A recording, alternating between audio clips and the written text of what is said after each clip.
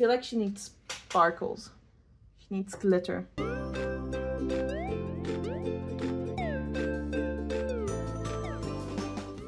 Hello and welcome back to another video. My video from last week about 5 tips for lazy artists seems to be doing pretty well. I'm kind of surprised, and I'm really happy that this video seems to have helped some people. So I'm definitely going to do more of that in the future. But for now, I'll be comparing Crayola Super tip markers to pretty standard Sharpie markers. And I just realized I left my pencil case in the other room. Okay, so first here's this little montage. I'm swatching my Sharpie pens because I don't have a lot of Sharpies, and then I'm trying to find color matches for each one of them in my Crayola Super tips. Some of them get really close, others aren't perfect matches, but it's kind of the best that I can offer. But I do think for a fair comparison, it is kind of necessary to have the colors match as closely as possible.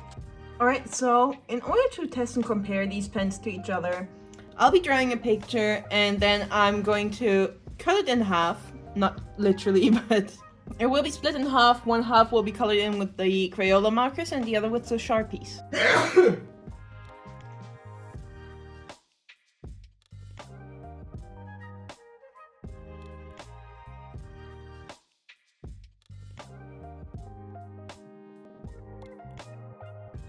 Okay, so here's the finished line art. It's just a very random, cute little moth princess offering you a candle or a light bulb. I don't think her head is perfectly straight, but I'm sure it'll still all work out. Now I'm going to do what I mentioned before. And I'm going to make the left side the Crayolas and the right side is going to be Sharpies. The hardest part right now is going to be to try and figure out what colors to use where, because this is a very stylized color palette I have going on over here. This may end up looking a little odd, but I think I'm going to color in her skin or her body in turquoise, just because I think the turquoise is one of my favorite colors from these palettes. I also have my color palette cheat sheet over here, because unfortunately these markers, the colors don't really match the caps, so it's really important to have a swatch page somewhere. Her dress is obviously now going to be mainly in the red, pink, and purple tones, but I'm not sure about what color I want to make her wings yet. So I'm going to color in the dress first, and then hopefully that'll help me decide. I'm not really sure why, but I really wanted to make the bows red. And now I kind of regret it because the red is a lot brighter than I thought it's gonna be. But unfortunately, there is no undo button during this process.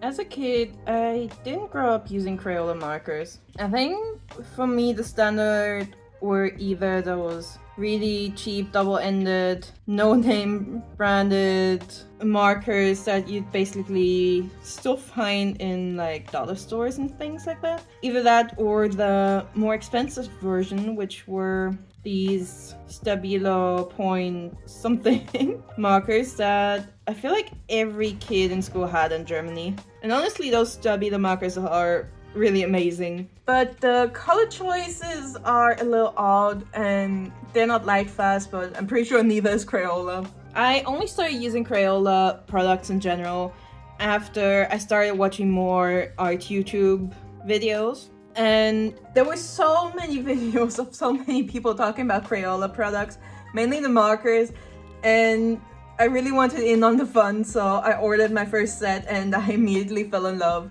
And I still really love Crayola markers to this day. I very much also love the scented Crayola markers, by far my favorite.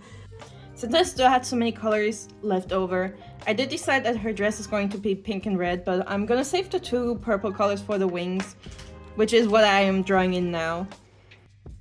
I really think these 2 shades of purple go really nicely together.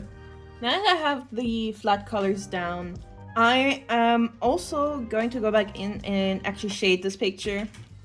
I don't actually shade my pictures a lot of the time, just because I really like the kind of flat colors. But I feel like the shading is a good way to kind of judge how well these pens layer. So whenever I'm using Crayola markers, I don't actually use an extra color to shade. So when I'm drawing digitally, I usually use a purple or pink to shade my drawings.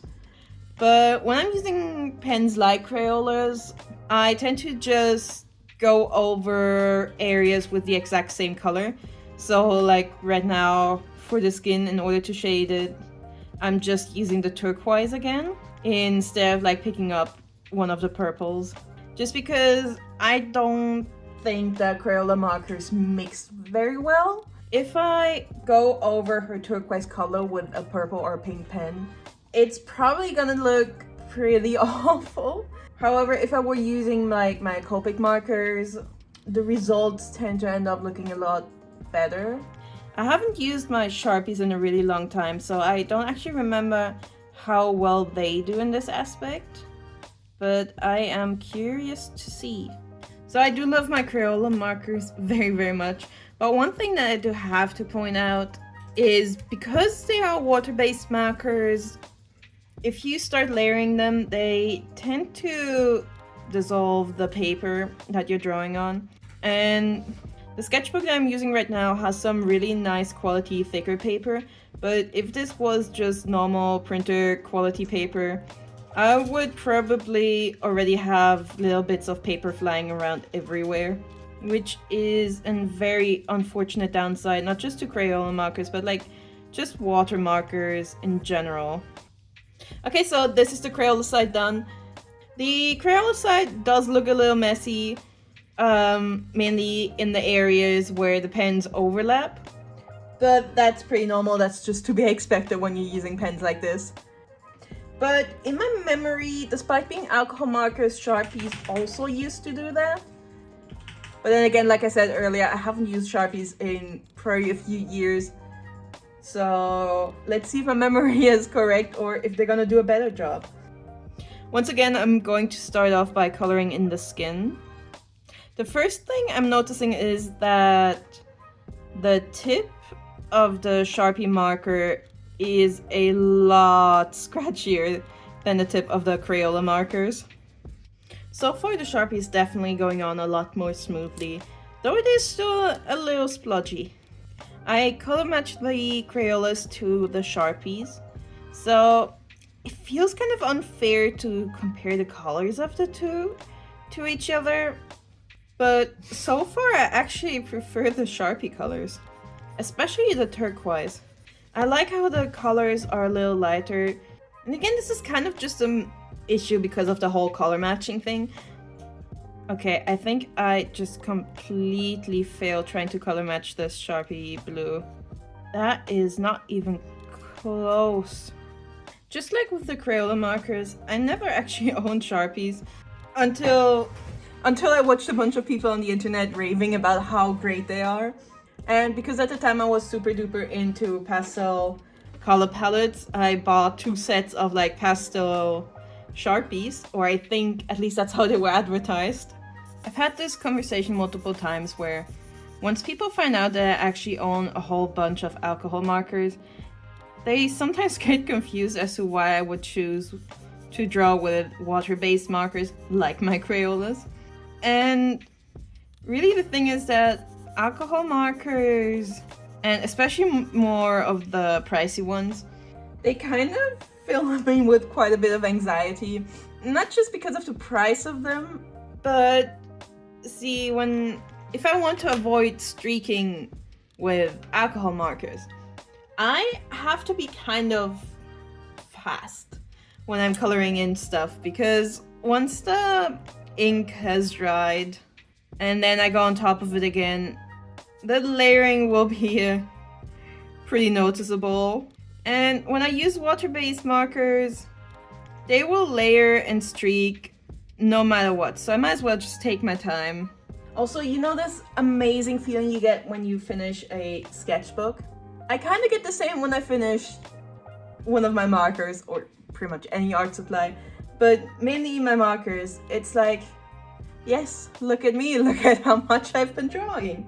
I'm such a good artist. And at least for me, with the alcohol markers, I don't really get this kind of happy satisfaction, because well, a lot of alcohol markers are refillable, so you're never really gonna empty out one of those pens. Let's see how the Sharpies layer on each other, on themselves. And if the pupil is anything to go by, then this is probably not gonna work out as easy as it was with the Crayolas. You really cannot see the red on the red. Alright, so as you can see, the Sharpie is obviously a lot more smooth than the Crayola markers are. But really, overall, I really don't see that much of a difference visually, other than, of course, the colors themselves. But quality-wise, I think they're really pretty equal. Yes, one is water-based and one is alcohol-based, but to me personally, that doesn't make that much of a difference. I know that a lot of people do care about it and absolutely hate water-based pens. One thing that I have to give Crayola props to is I think they layer much nicer if you want to achieve that kind of shading effect that I try to go for over here. Alcohol markers are also intended for blending different colors together, so it makes sense that if you do layer them, that they do kind of merge together. But personally, I do like to have much more nice crisp lines, like what the Crayola markers have done for me over here. And it's not just the really nice straight lines, but also the fact that there's a lot more contrast. Look at the difference between 2 layers of Crayola and 2 layers of Sharpie. And I perfectly understand why people would prefer the alcohol-based Sharpies compared to the water-based Crayolas here. But for me personally, I think Crayolas are nicer if I plan on shading something. But since I don't shade very often, especially not in my sketchbooks, and both of these are pens that I would only use in my sketchbook. I would never use them if I ever did like a traditional commission or something where I actually give the finished painting to someone. So just for sketchbook use, I personally feel very equal about both of them. Originally, I also thought about making this video Crayola versus Copic markers, but then I felt like that was a little too unfair because Crayolas are very much on the cheaper end when it comes to markers, while Copic is probably one of the priciest, if not the priciest, alcohol-based brand. So that's why I now ended up doing Crayolas versus Sharpies instead. However, I do think it would still be interesting to do a Copic versus some other brand of water-based pens, markers that are of equal quality or equal price, or at least similar. But I can't really think of any expensive water-based pens other than the Pitt Artist pens from Faber-Castell, and I don't own... Actually, I do own 3 of them.